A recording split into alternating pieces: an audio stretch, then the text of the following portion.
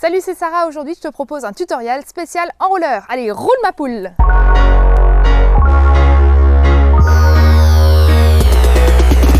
Et voilà la bête! Dans cette vidéo, si tu la regardes, tu sauras pourquoi changer ton enrouleur et comment le choisir. Ensuite, on t'expliquera comment l'installer et pour terminer, comment l'entretenir pour qu'il te dure super méga longtemps ton bel enrouleur.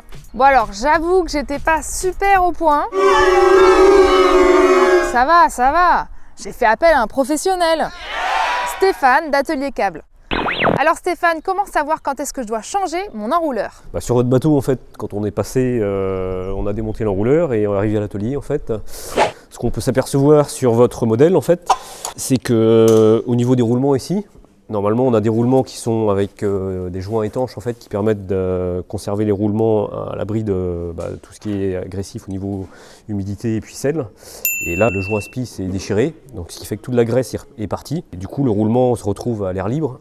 Et comme le sel rentre dedans et que c'est des roulements en acier, et à un moment donné, vous allez avoir le roulement qui va se mettre à gratter un petit peu et à forcer. Et c'est là que l'enrouleur commence à devenir dangereux, en fait. Donc ça se passe aussi bien au niveau du tambour que de l'émerillon qui se trouve un petit peu plus haut là-bas, quoi.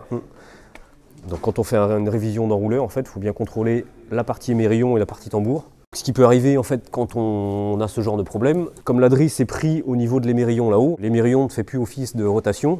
Et quand vous mettez votre enrouleur en rotation, en fait, l'émerillon se met à tourner avec l'enrouleur, et ce qui fait que la drisse s'entoure autour de l'étai. Et voilà ce qu'on peut observer comme résultat final, en fait, qui peut aller jusqu'à un dématage certaines fois. Surtout, vérifier quand on enroule et qu'on déroule qu'il ne faut jamais forcer, en fait, quoi. Ok, c'est clair, mais maintenant je fais comment pour le choisir? Alors après, quand vous voulez choisir un nouvel enrouleur, il faut déjà déterminer si l'enrouleur est dans la baille mouillage ou est sur le pont. Après, il existe différents tubes de profilés. Ici, on est sur les profilés ronds, en fait, qu'on appelle les gammes croisées. Et après, il existe des profilés un petit peu plus elliptiques, en fait, qui sont plus destinés au programme régate. Alors maintenant, vu qu'on sait comment choisir son enrouleur, on va passer à l'installation. Stéphane, quels sont les différents types de montage? Donc ici, on est sur un enrouleur Profearl C350. Donc on a soit un modèle râle-pont. Donc vous avez un axe ici qui permet de fixer en fait l'étai au final. Et si vous voulez un modèle râle-pont, en fait, on vient intégrer la chape directement dedans. L'enrouleur est au minimum de hauteur par rapport au pont. Ensuite, on a des systèmes de petits micro-lattes ici qui permettent de surélever un petit peu si on a soit une chaîne ou une ancre à faire passer. Après, nous, sur place, on réalise des chapes custom qu'on a fait pour votre montage, en fait, qui permettent de rehausser le tambour au maximum et surtout de garder en plus, en gardant un système de chape plutôt qu'un système de latte, un système de cardan qui permet à l'enrouleur de travailler dans les 3 dimensions, en fait, quoi. Donc après, si vous voulez encore rehausser le tambour parce que l'encre ne passe pas du tout, il existe des systèmes de latte rallongée, en fait, qu'on vient adapter, en fait, dans le bloc de l'enrouleur ici. Donc ça, c'est une latte moyenne. Il existe encore des lattes plus longues qui sont proposées par le fabricant, en fait, et ce qui permet de rehausser le tambour en fonction de ce que vous voulez. Alors maintenant, on va peut-être pouvoir parler de cette petite bébête. Stéphane, est-ce que tu peux nous donner un petit peu tous les avantages de l'enrouleur Profearl distribué par U-Ship?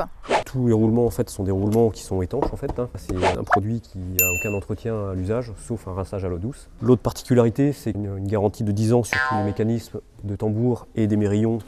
L'autre avantage du système Profearl, en fait, c'est les manilles d'amure de GV et de drisse, en fait, qui sont fabriquées par Wishart, et ce sont de la manille forgée, donc qui ont une résistance très importante par rapport à de la manille qu'on peut trouver sur d'autres enrouleurs, en fait. En partie haute, en fait, on vient installer cette pièce-là qui s'appelle un multitop, qui permet aux drifts de spi et de génois d'éviter de venir s'enrouler autour de l'étai quand vous mettez l'enrouleur en rotation, en fait. Et l'autre avantage aussi des enrouleurs Profearl, c'est la qualité de leur jonction. Donc ça, ce sont les éclisses de jonction qui viennent faire la liaison entre les deux profilés, en fait, d'enrouleur. On vient s'encastrer dedans, voilà. Et après, on vient fixer avec les vis ici, qui permettent de bloquer l'ensemble. Et tu vois que même sans la vis, déjà, il n'y a vraiment aucun jeu, tout est vraiment bien solidaire, en fait, quoi. Et maintenant qu'il est installé, on va pouvoir partir sur l'eau et l'utiliser. Tintin, nous y voilà!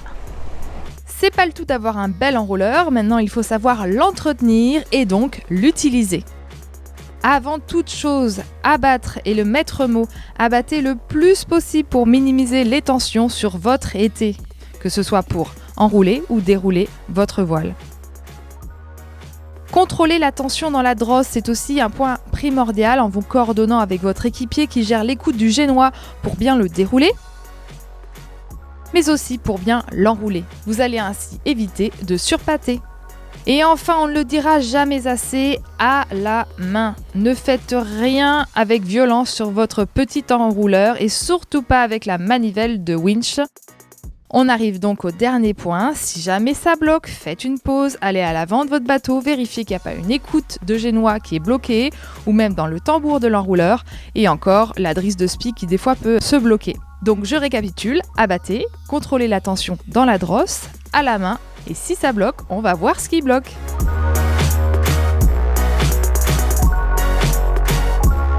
Et voilà, maintenant tu sais te servir de ton enrouleur Profurl. J'espère que cette vidéo t'a plu et que tu as aimé faire un petit tour de bateau avec nous. N'hésite pas à nous mettre un petit pouce en l'air et surtout abonne-toi à la chaîne pour avoir encore plus de news salées.